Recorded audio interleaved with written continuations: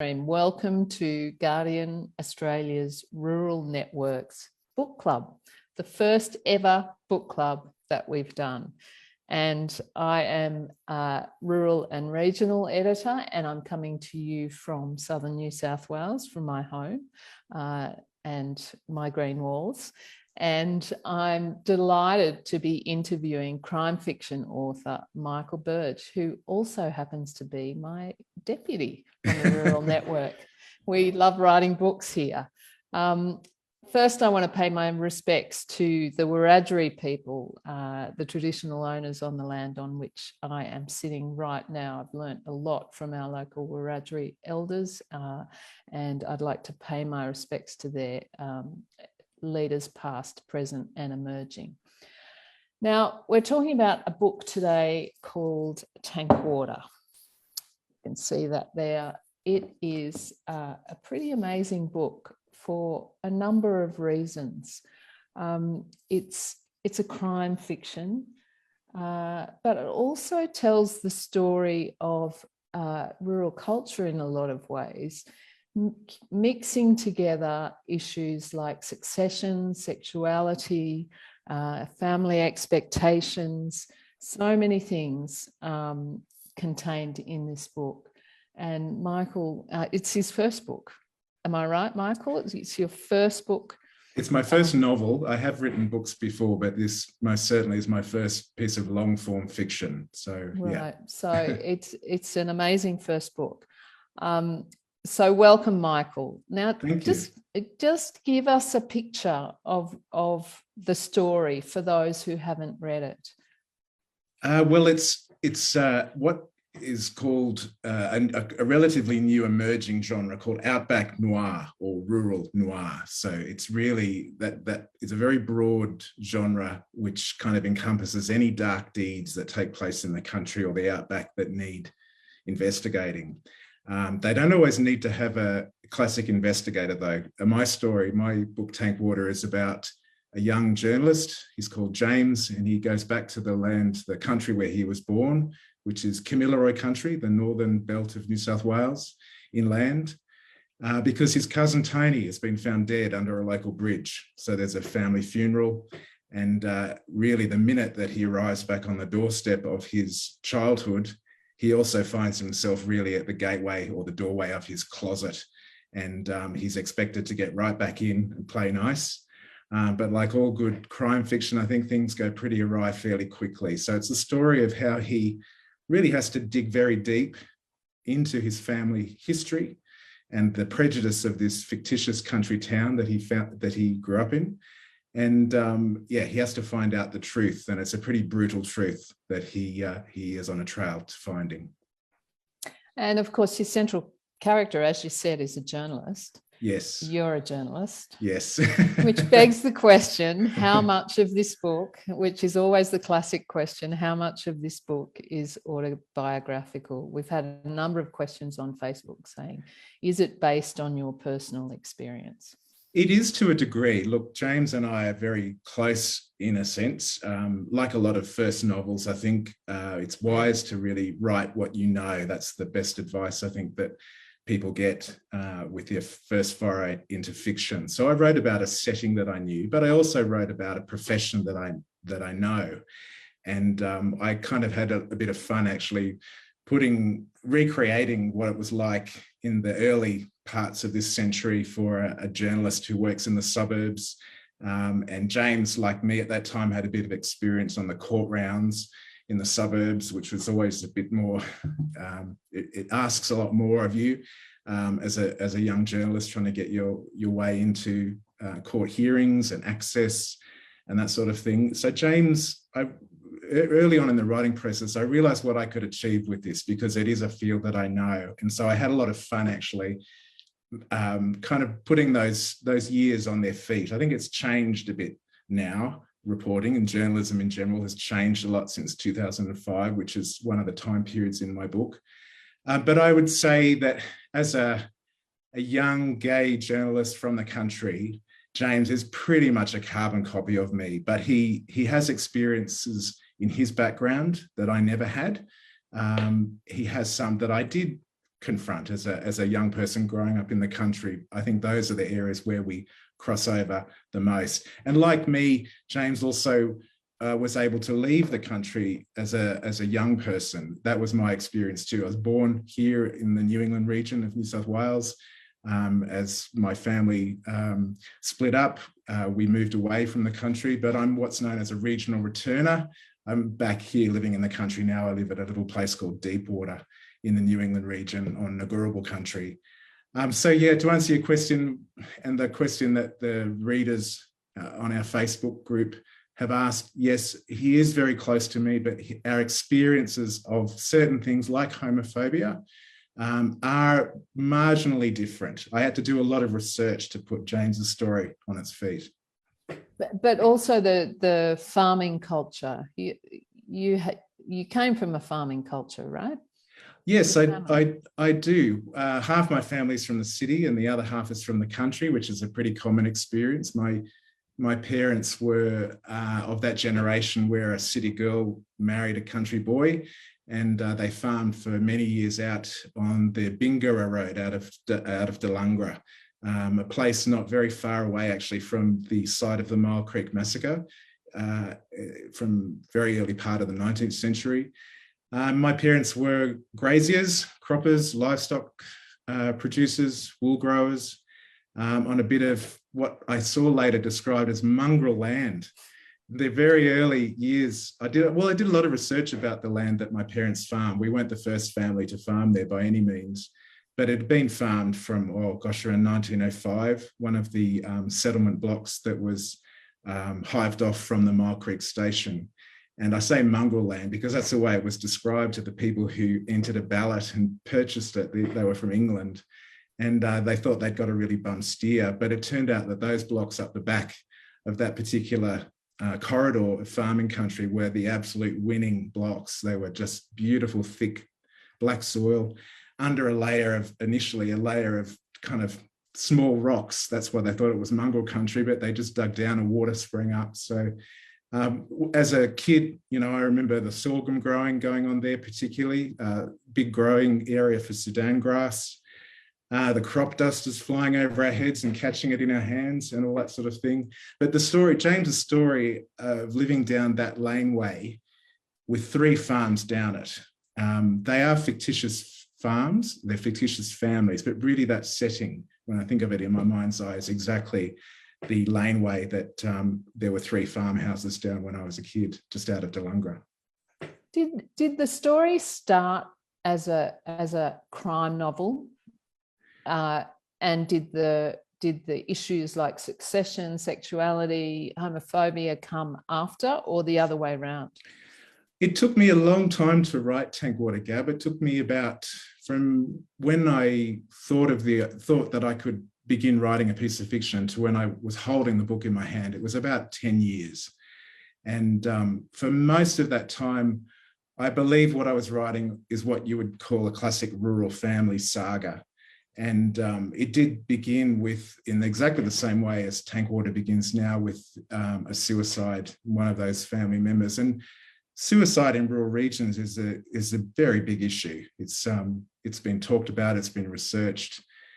It's unfortunately very, very common. And that was the realm in which I was writing. But I think I put it down to moving back to the country. It was 2017 when me and my husband Richard moved here to Deepwater. We were living in suburban Brisbane for a few years before that.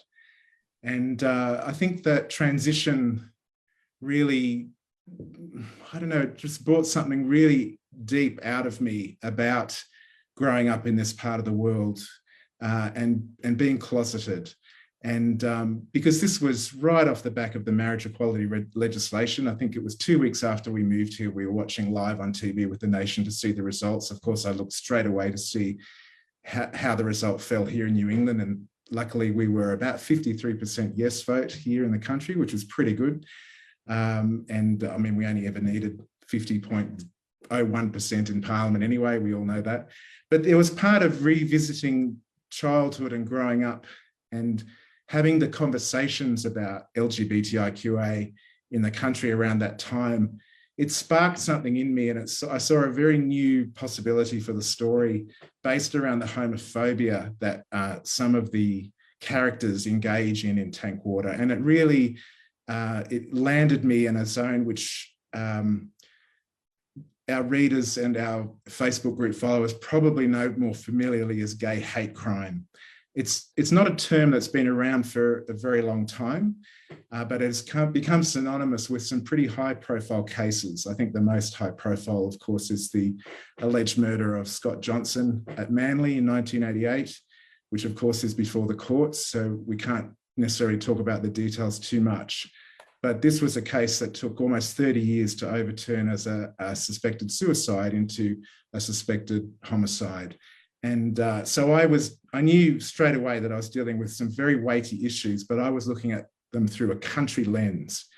And so I did my footwork, I did a lot of research, and it was very long-term. And it, frustratingly, it threw up very few details about this phenomenon in the country. And really, I hope that answers your question, but it came spiraling out of that move back to the New England region, which if you'd asked me 10 years before, or if you'd said to me 10 years before, you're going to be living in the New England with your husband, again, I would have laughed and said, no, you're insane. But here we are. And I think it had a really positive impact on my writing output. Well, I know it did. It was great. James, the character, is equally ambivalent about living in rural Australia. And I think from, my own experience, I guess my example, falling in love with someone in the country and moving here was closer to your mum's example, right? Of moving from as a city person to the country. What is it about that living in the country that drew you back, though? Given that 10 years before you wouldn't have countenanced that. What is it about rural culture that, or the landscape, whatever it is that we draws people like you and James? James sees good stuff in living in the country as well as difficult things. Absolutely. Look, that's a great question. That's a really, really great question. The answers are complicated and really simple. I mean, quite simply, me and Richard were very ready to have no neighbours, or at least have neighbours at a distance. And we'd been living in a, as I said, an outer suburb of Brisbane that was pretty sleepy when we moved there. But by the time we moved away, it was becoming pretty intense in terms of, just the level of noise. And we were contributing to that noise too. We, at that time, had 2 dogs. Richard was working from home. He's a silversmith, so a lot of hammering, ting, ting, ting, ting. And the neighbours, I think, were always very friendly about that, but there is a limit. And because we were both from the country, so Richard's from the Lockyer Valley in Queensland, a place called Gatton. He and I, being from out at Delunga, we knew what it's like in the country, the profound darkness at night when you're not in a town, the way that you have to harvest tank water. The property that we bought is completely off grid. It's one of the rare properties in the country where it was never on any grid. We live in an old government railway cottage that was renovated and expanded. And it's got rooftop solar on it, but it's never been on the power mains where we are. It's incredible, really. And we also are dog owners. And in the suburbs in Australia, it depends on where you live, of course, but there's often so much angst around dog ownership. And we've always had working dogs. And we thought, well, where do working dogs live? Where do they thrive? Where is their natural habitat? It's the country. So our dogs have loved the move as much as we have. And what about James, the character James as the journalist? His ambivalence obviously seems to me from the story to arise from that his early kind of experiences, sexual experiences, but also, the cultural issues around being closeted in the country. Yeah. Can you talk to that character a bit? Yes, James, as I said, he arrives right on the threshold of the closet. The closet comes metaphorically rushing at him as he arrives back in town. He lands in a light aircraft.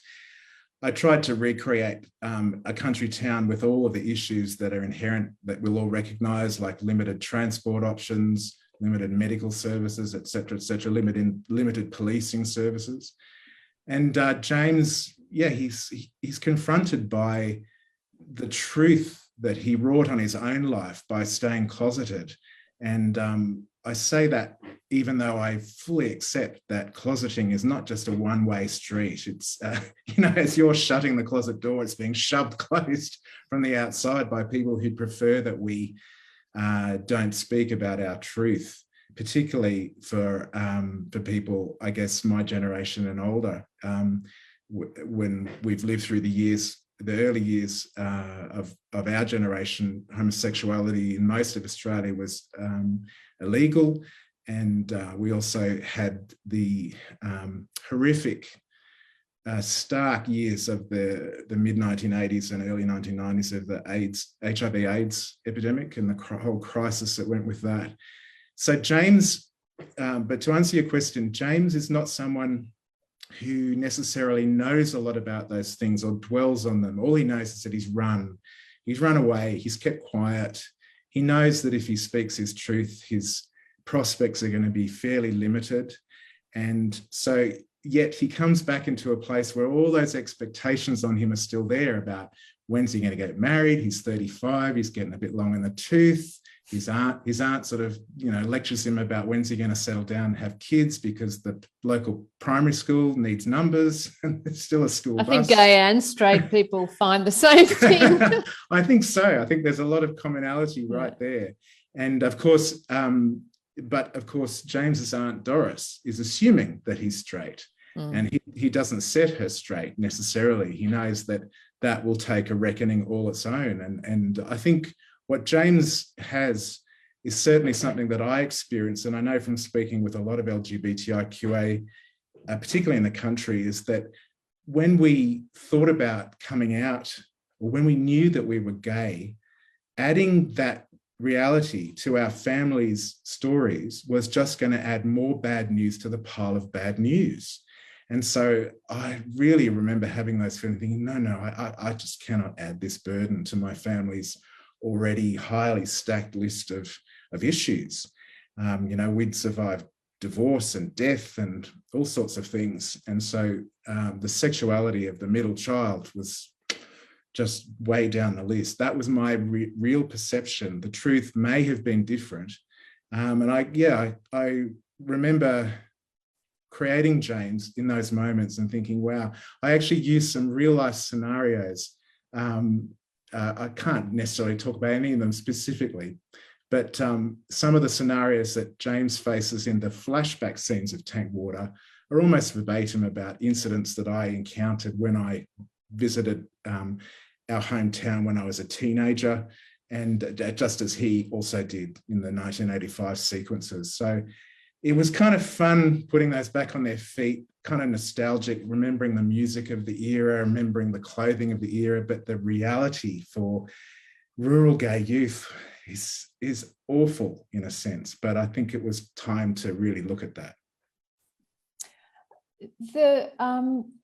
The sense, I think, when people write about identity issues, sexuality issues, race issues, is the kind of weight of expectation that you must represent some sort of homogenous experience, and yet all of our experiences are so different. How hard is it writing a novel that represents a sort of minority within a minority? Minority of sexuality, maybe in minority of a rural culture, and yet it's set in this fabulous vehicle of rural noir, which is taking off so much at the moment. Yes, rural noir was kind of noir really was about the time when I was getting down to the last Australian publishers that I could actually send it to. I'd had a lot of rejection by this point. It was about 2018, early 2019. Outback Noir was having a slump. It had had its wave, when we had fantastic reads in that period, like Jane Harper's The Dry really was a peak of that period. And then suddenly around 2018, 2019, agents were like, nah, it's done, it's over, you missed the wave. And so I was like, oh gosh, I've got a double problem here. I've got a problem with the genre I'm writing in is having a slump, plus the protagonist is gay, plus me, the author, is gay.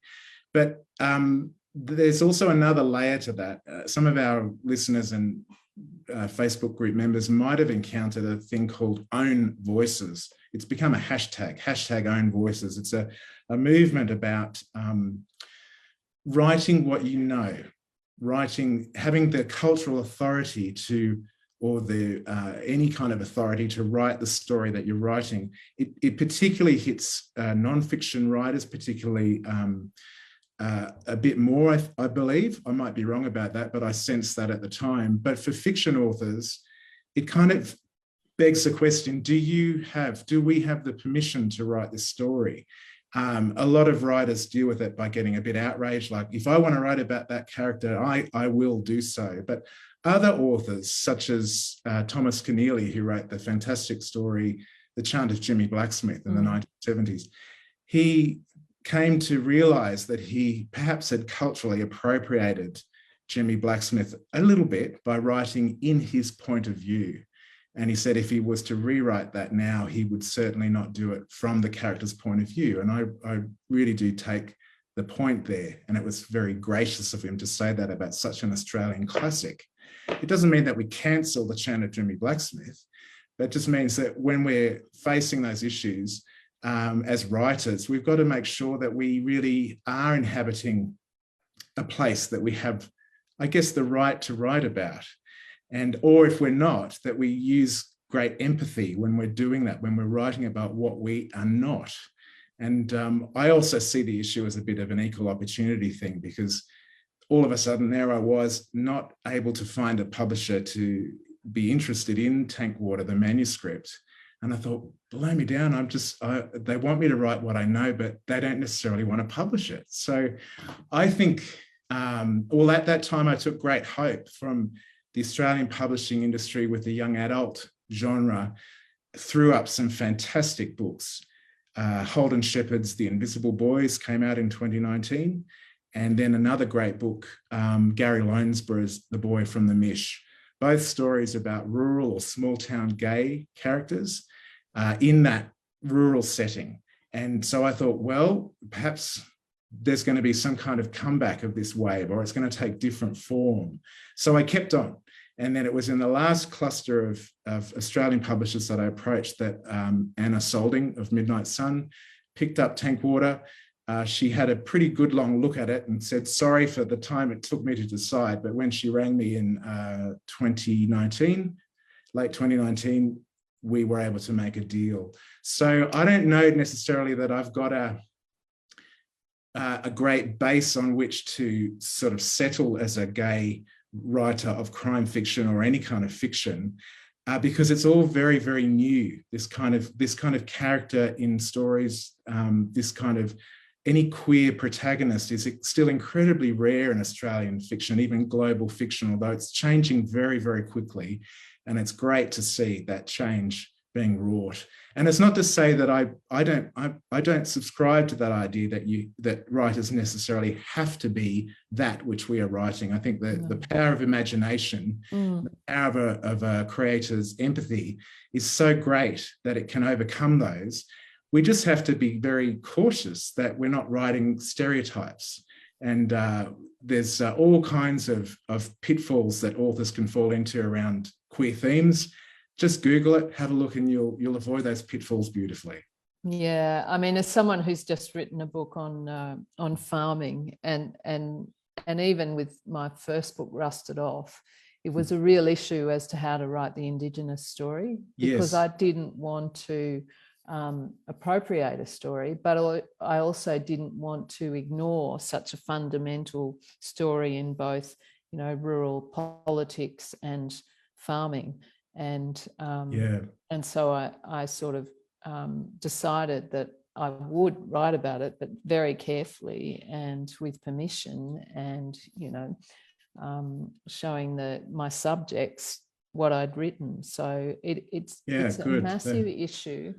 One of the questions that we got, because I want to get to some questions from our Facebook group, because we're going to go to 1:15 today, so everyone can finish their lunch. Helen Robertson wrote that she finished reading just a couple of nights ago and she loved it, and it covered issues that were well overdue. But the issue that jangled for her was this small town where the main form of entertainment for years seemed to be shooting roos and gashing or bashing gays, surprisingly welcomes the suddenly outed gay nephew and his long-term partner. Like, was that a flicking the switch to the happy ending, she wondered, or is there something in there about the way small places, small communities kind of have this divided view of, maybe the outside scary person of a particular sexuality or race or whatever might be considered bad, but the one that we know is good because we know them? It's a very broad question, that one, and it's I think a very good one. So it's multi-layered. So first thing, thank you so much for reading, Helen. That's a really wonderful piece of feedback to get. I think perhaps Helen might be referring to the epilogue, so I can't really talk about it in too great a detail without providing terrible spoilers. But one thing I will say is that what I've written with Tankwater really in the year that the second time period takes place, 2005. We are talking about a period that might only be, 17 years ago, literally, but it was the dark old days for LGBTIQA plus people. And I think even more dark for rural people of the rainbow spectrum. And so if what I wrote feels strange or slightly surreal or slightly unbelievable, then I think that's really appropriate, because we did not have any examples from that period of what I've written about. No, there was no sense of justice, no real hope of justice for people who endured the kind of homophobia that I've written about. And so the ending is completely new territory for readers. And so I'm pleased to hear that it feels a bit either unsteady or a bit sort of hyper real. Really, for those who haven't read the book and will hopefully do so, the epilogue is just the next day. What happens the very next day? And that's all. And I think when the second part of your question, I think, speaks to a really fantastic phenomenon about country people when it comes to our LGBTIQA plus kids or emergent people who may come out when they're 55 or 75 or whenever. And that is that the country families have a real hidden, wonderful capacity to love our own, despite the odds. And it might be very quiet examples of love and acceptance. In fact, it's invariably going to be quiet. And I go back to my experience of coming out to my country grandmother who, fed a family of 6-7 people through the Second World War, and before that through the last vestiges of the Great Depression, and then through the great mid-20th century peak of Australian grazing industry. And then towards the end of her life, she encounters her first gay family member in me, only 20-something years ago. And she was of advanced age then, and I was a bit worried about telling her. And she said to me, oh, gosh, well, if you're unwell, we've got to fix you. We've got to sit around, and we'll all sit around and we'll talk about it. And I'd imagine that would have been at the kitchen table. And we'll fix it. They're curing all sorts of things now, she said. And it wasn't said with any sense of judgment or negativity. It was all positive. And so I just said to her, Grandma, I'm not sick. I'm just gay. And she was like, oh, thank goodness. Oh, how wonderful. And then just moved on. The conversation just moved on. And I knew in that very tiny, I describe it as a tiny conversation, but it had huge ramifications for me. All of a sudden, I was like, I can go to her 90th birthday, and anyone who's there, from my family or not from my family, who's a bit judgmental, well, they're on notice because the matriarch is fine with it. She's absolutely fine with it. So I think that some of the stuff in the epilogue speaks to that kind of small, light conversations that actually mean very big things. And all I could deliver for the Brandt family in that scene was a hope that there would be justice, because here we are in 2022, 17 years after their fictitious experience, and we're still really the queue waiting for justice for families who've endured gay hate crimes and homophobia is just getting bigger and bigger and bigger. Tim McGlone has a question. Michael, you're a journalist and an author. Did you find it tricky to foster that love of literature and words in a rural upbringing, or do you think it helped? Oh, I think it helps enormously. Thank you, Tim, for reading that. Yes. When they say write what you know, I think often that what they're talking about is the experience that we have in our lives, our friendships and relationships. But another way to write what we know is, of course, to write about the setting that we know really well. And I actually think that that's easier in some ways than writing the human relationships. Think of a setting that you know. So as I said, it's the towns and the families and the stories are fictitious, but that laneway with the 3 farms down it is still in my mind's eye is exactly the way that it was to me as a kid and as an adult revisiting it. Right down to the creek that goes across the driveway that never runs dry. And even in the worst drought that we all lived through recently, I was driving to Narrabri, back from Narrabri once, I thought, let's just go and check the creek that's supposed to never run dry is still flowing. And there was a little runnel of water going across the ford. And so they were right, it never runs dry even in the worst drought. But the other part of Tim's question reminds me of what I kind of taught myself to do as a journalist who was writing fiction. I have to go back in time a bit. So I think I started to write Tank Water when I was about 17. I was just about to do the HSC. I'd done all my studies. I was a very good student. When you're closeted, you got hours and hours and hours to yourself in your bedroom. And I studied very judiciously and I did very well.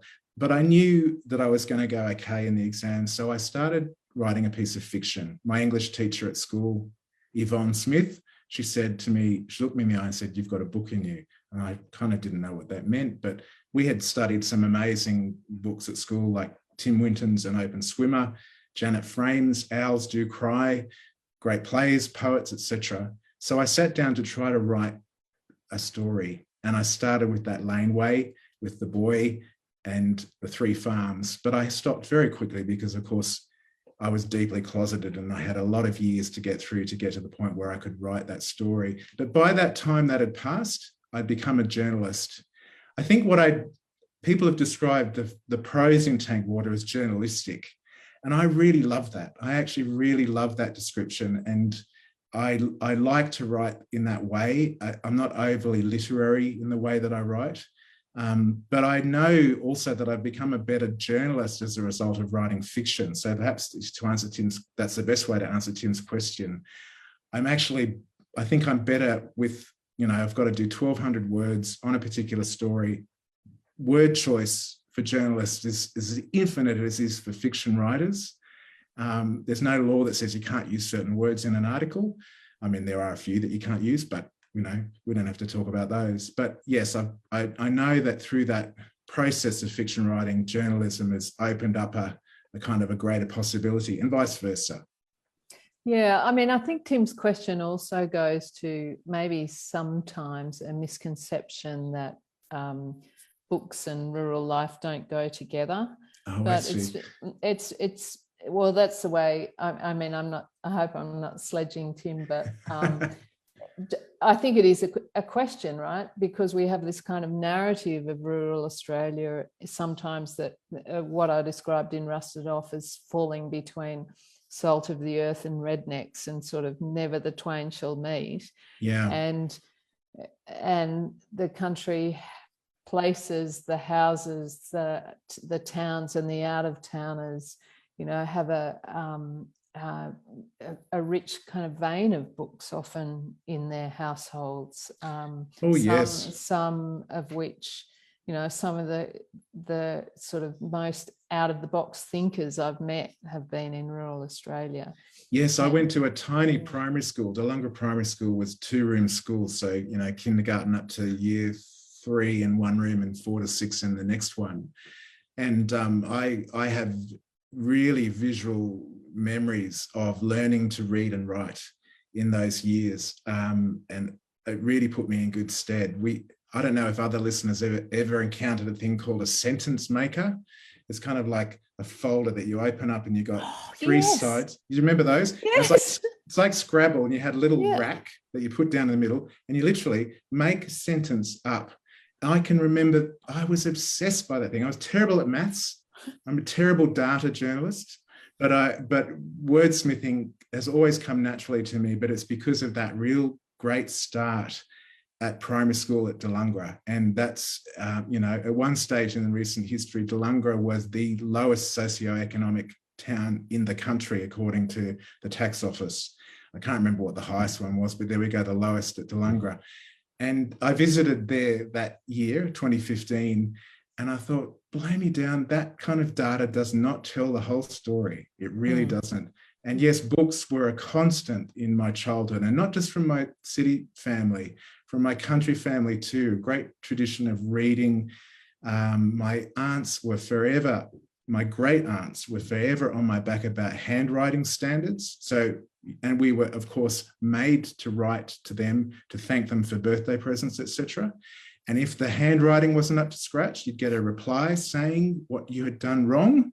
And I really, really have benefited. My handwriting now is terrible, of course, because of the computer age, but comprehension skills, ability to write and express ourselves in writing ran right through my country family from way back and hopefully into the future. Another question from another author, Nigel Featherstone, who's written for the Rural Network as well. Congratulations, Michael, for Tank Water. It's wonderful, a memorable read. Who are the eminent novelists that you admire, including gay authors? Oh, look, thank you, Nigel. Nigel's book, Bodies of Men, an historical fiction, an Australian historical fiction story set during the First World War, came out in the period when I was wondering if I would get my big gay book published as well. So that gave me a lot of hope. I think it was published in 2019. Look, I find it very hard to go past 2 of my real favourite authors. The first is E.M. Forster, the great British gay novelist. He gave up writing, poor old Edward Morgan Foster, in about 1914, 1915, because he wrote what became his last book, Morris, a beautiful love story with a happy ending between two gay men in just post-Edwardian England. Of course, that wasn't published until after he died. He wouldn't allow that to happen until after he died. He entrusted it to Christopher Isherwood to publish in 1971, which brings us right into the territory of my life. So he's a real hero of mine. I think one of the best writers in the English language about hypocrisy. And so where he couldn't write his real truths around how he really wanted to love, he created some of the most memorable, particularly female characters, Margaret Schlegel in Howard's End, Adela Quested in A Passage to India. Of course, he crossed racial barriers as well with A Passage to India. But it used to bug me why the poor man had to give up writing in 1914, yet he lived until 1970. Well, it was because of the power of that closet. And so I can't get enough of his work, and there's not enough of them. And the other writer I really admire is Annie Proulx in America. She, of course, for the gay and lesbian community, she's a bit of a hero for writing Brokeback Mountain, the short story that was first published in the New Yorker in the late 1990s. That landed in my consciousness with a big whack just as I was about to come out, and I was and am still enraptured by that story.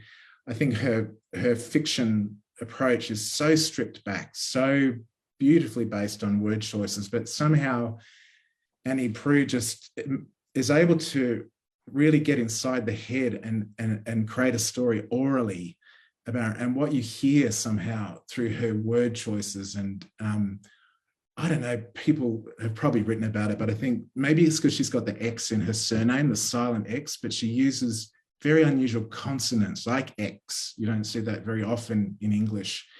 She somehow does it, and it kind of puts you on edge all the time reading her work. So those are my two absolute legend writers. But I love the full spectrum of English literature, from the Bronte family through to I'm just trying to think. It's terrible to sort of pick them out, and of course with our book club, we've got some fantastic reads coming up. Some of them I've read, and there's a big chunk of them that I haven't read, and I'm really looking forward to getting into them. Fantastic. From Burton, when characters are inspired by people in real life, how do you deal with that? And has anyone ever taken offense to characterizations? This is a question that is often asked of authors of both fiction and non-fiction, because you can get yourself into real difficulty. And, you know, for my books, I don't sleep before they're published. But I do run stuff past people, but it is a real problem, and particularly fiction. Everyone's trying to guess who it is, particularly if you live in a small place.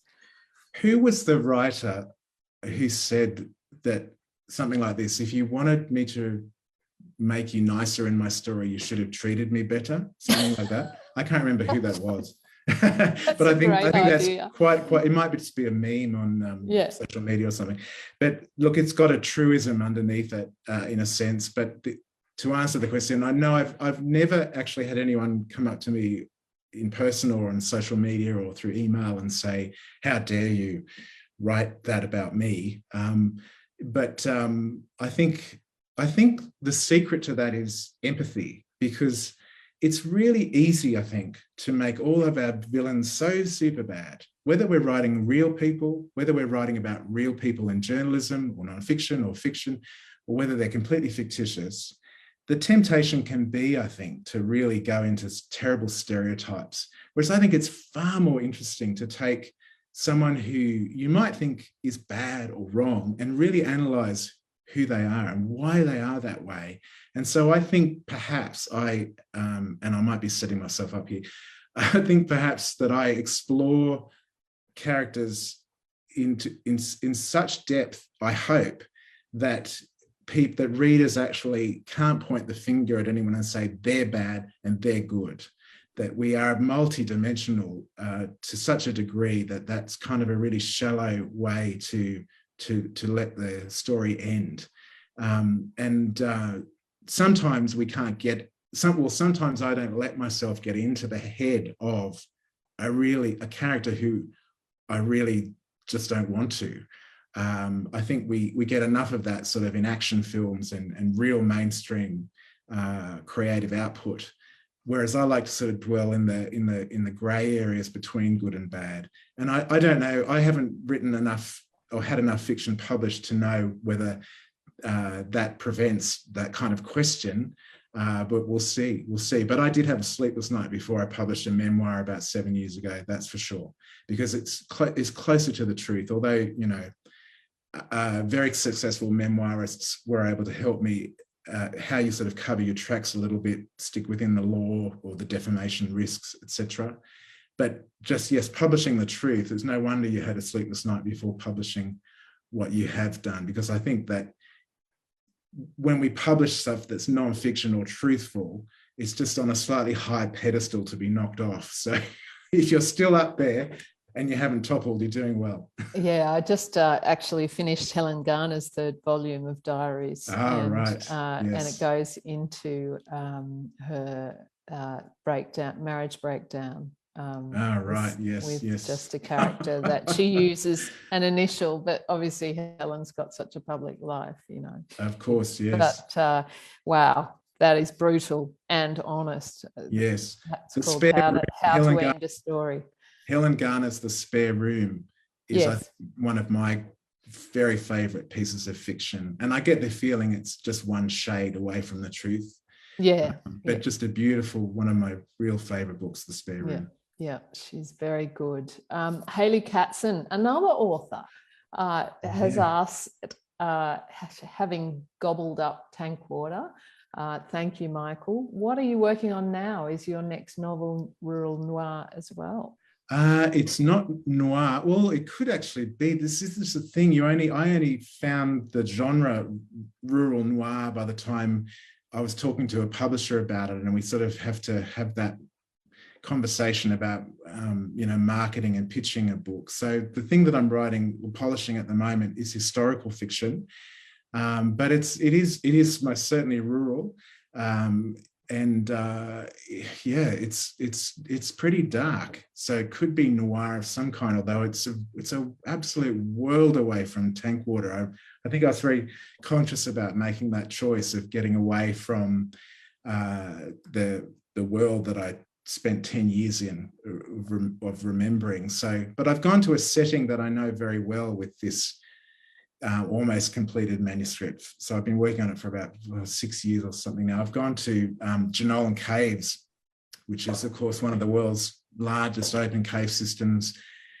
Millions and millions of years went into creating that setting, but I haven't written anything about geology. It's really about the social history of a very strange frontier community that evolved there and in nearby towns in the early 1850s. And my God, it's been such an eye-opener and such an education around everything from religion to and all the elements of religion, like faith or lack of faith, and healing and exploration of not just the physical world as in caves, but also the emotional cavities inside us. So that one has been very, very, very big.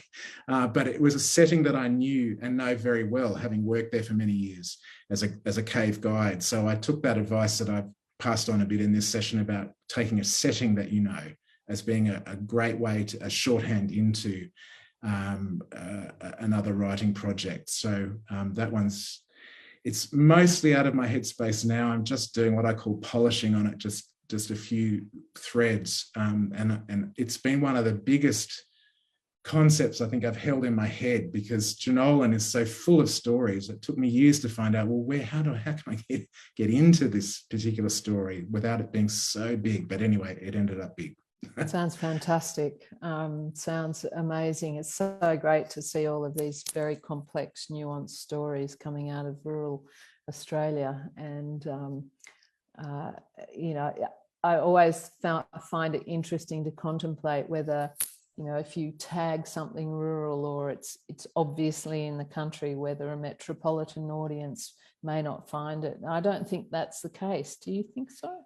I think that we almost got to the stage, where we were going to have a rural section in the bookshop. I think that it was getting so, and it may well happen. And if it does, all well and good. Although I think, like a lot of authors, you find that particularly in the bigger bookshops, a few of them might be there in crime, and a few of them will be there in the gay section, and a few will be there in the contemporary fiction.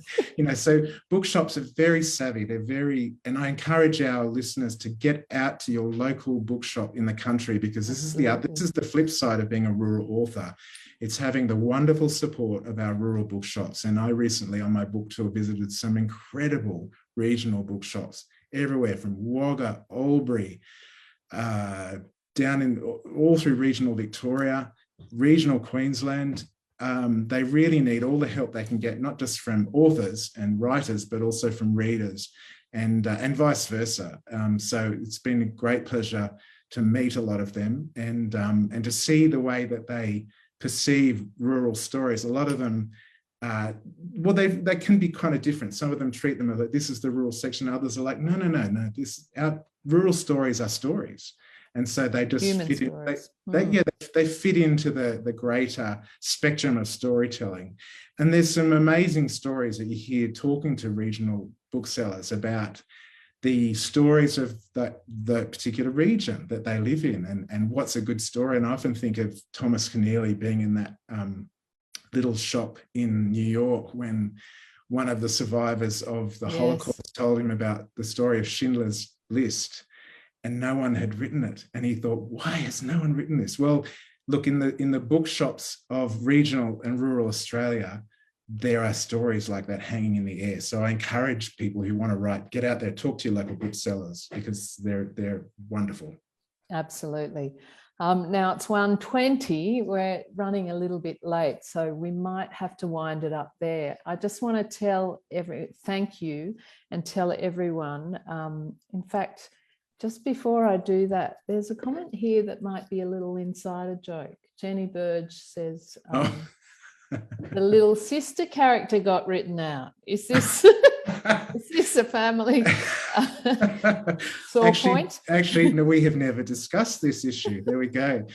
Yes, sorry, Jen. I didn't include a little sister character because I wanted to continue to have a very good relationship with you as my sister. So there we go. It was a conscious decision. Lovely to chat, Jen.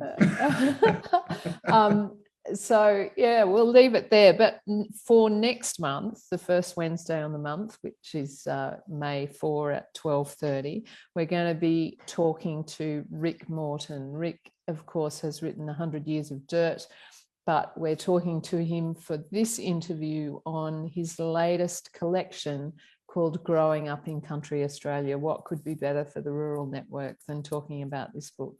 It's a diverse book of chapters written by all sorts of people.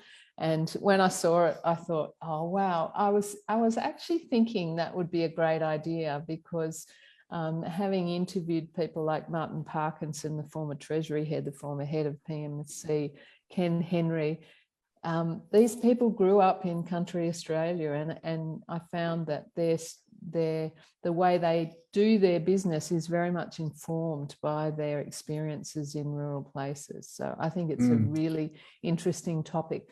Also, Tom Clevy, one of our rural network regulars, has written a chapter in that book too. So I'm really looking forward to getting my hands on a copy of that. So thank you once again very much for joining us.